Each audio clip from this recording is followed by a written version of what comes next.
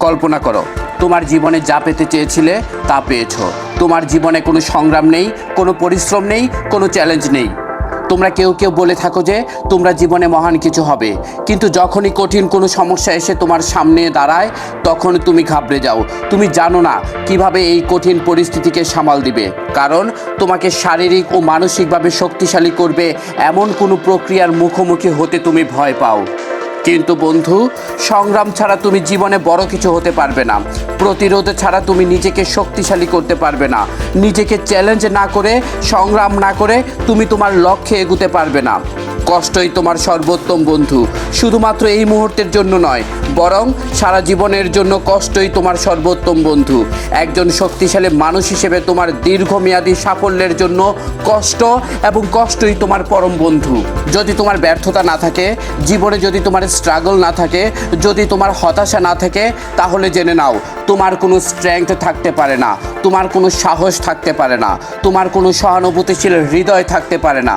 তুমি জীবনে যা হতে চাও সেগুলো পেতে পারো কেবল তোমার কষ্ট, তোমার স্ট্রাগল দিয়ে। তোমার কষ্ট, তোমার স্ট্রাগল জীবন যুদ্ধে তোমাকে যথেষ্ট শক্তিশালী করে তুলবে। সৃষ্টিকর্তা তোমাকে এই জীবন দিয়েছেন কারণ তুমি বেঁচে থাকার জন্য যথেষ্ট শক্তিশালী। তুমি সাফল্য লাভ করার জন্য উত্তম ব্যক্তি। তোমার সফলতার মাধ্যমে তুমি অন্যদের অনুপ্রাণিত করতে পারো। তোমার দিকে তাকিয়ে অন্যরা বলবে, হ্যাঁ, আমিও আপনাকে অনুসরণ করে করে সফল হয়েছি। হ্যাঁ, এজন্যই সৃষ্টিকর্তা তোমাকে এই জীবন দিয়েছেন। মনে রেখো বন্ধু, সকল চ্যালেঞ্জ মোকাবেলা করেই তোমাকে বেঁচে থাকতে হবে।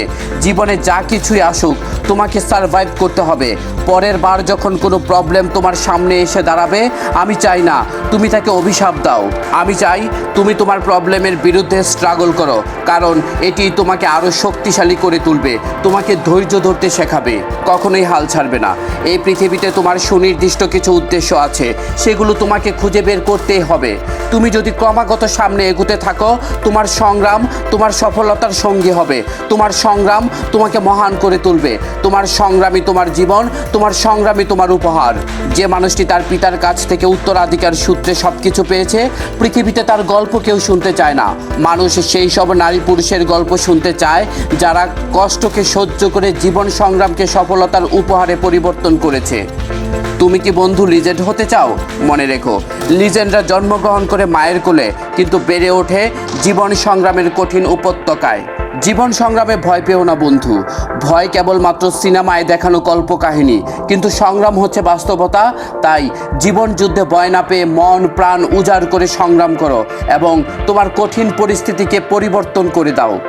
দ্বিতীয় কোনো ভাবনা আর নয়, তোমার জীবনে আসা সমস্যার জন্য অন্যকে দোষারোপ করা আর নয়।